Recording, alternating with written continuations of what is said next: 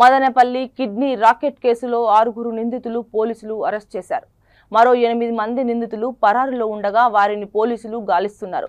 విశాఖ యువతి యమున కిడ్నీలను వేరే వారికి అమర్చడంలో ఆ శస్త్రచికిత్స వికటించి ఆమె మృతి చెందింది. మొదటి నిందితుడు గ్లోబల్ స్పెషాలిటీ ఆసుపత్రి యజమానితో పాటు అన్నమయ్య జిల్లా హాస్పిటల్ సేవల కోఆర్డినేటర్ డాక్టర్ కె ఆంజనేయులు మరో 5గురిని పోలీసులు అరెస్ట్ చేశారు. తొందరగా ఫోటోలు రవి ఫోటోలు కూడా కొట్టు డౌన్ చేయమని చెప్పి ఫోటోలు మనకు ఐడెంటిఫై చేసింది. ఇప్పుడు ఈ కేసు ఇక్కడ అయిందండి. సో ఆ రోజు అయింది ఈ కేసు ఒకటి. ఆ రోజు మార్నింగ్ ఇంకొక కేసు అయి ఉంటుంది. ఆమె సబ్సిక్వెంట్ గా దాంట్లో ఆమె సర్వైవ్ అవుతుంది.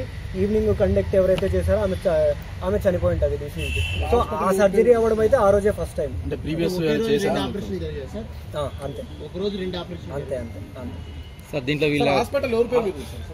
అది మనం అనేది ఒకసారి ఐడెంటిఫై చేయాల్సి ఉంటుందండి. అది ఒకసారి ఆ డీటెయిల్స్ అన్ని హాస్పిటల్ కూడా అన్ని తీసుకుంటారు. డాక్టర్ అవినాష్ శాశ్వతి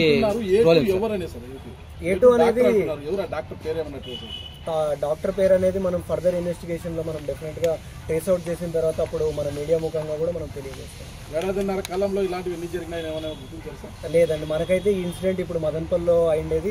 ఈ ఇన్సిడెంట్ మనం కనిపెట్టాము, ఆ రోజు అయిండేది. సో సబ్సిక్వెంట్ గా లింక్స్ ఎవరి రోల్ ఏంటనేది కూడా మనం ఐడెంటిఫై చేసాము.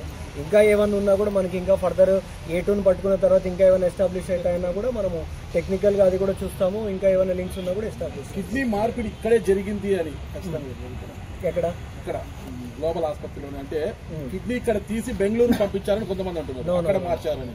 లేదు ఇక్కడే జరిగింది అని అంటున్నారు. లేదు ఇక్కడే జరిగింది. అంటే కేవలం కిడ్నీ మార్పిడి వల్ల పెయిన్ తోనే చనిపోయింది అనేది ఎంతవరకు కరెక్ట్? అంటే పిఎం రిపోర్ట్ ఫర్దర్గా వస్తుంది. అండ్ మోర్ ఓవర్ ఆమె చనిపోయినప్పుడు కూడా పిఎంఈలో ఒకే కిడ్నీయే ఉంది. సో దట్ మీన్స్ ట్రాన్స్ప్లాంటేషన్ అయినట్టు అది అక్కడ అర్థం.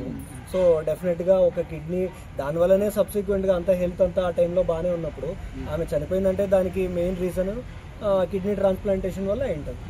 ఇంకా ఫర్దర్ గా ఏదైనా ఉన్నా కూడా మనం మెడికల్ రికార్డ్స్ కూడా చూసి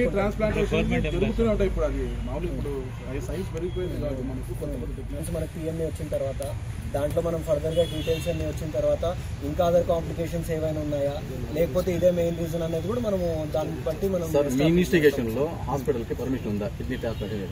కిడ్నీ ట్రాన్స్ప్లాంటేషన్ కి ఒకటే మనకి ఏదైతే యాక్ట్ ఉందో మన యాక్ట్ ప్రకారంగా హ్యూమన్ ఆర్గన్ ట్రాన్స్ప్లాంటేషన్ యాక్ట్ ప్రకారంగా దాంట్లో చాలా ప్రొసీజర్ ఉంటుంది.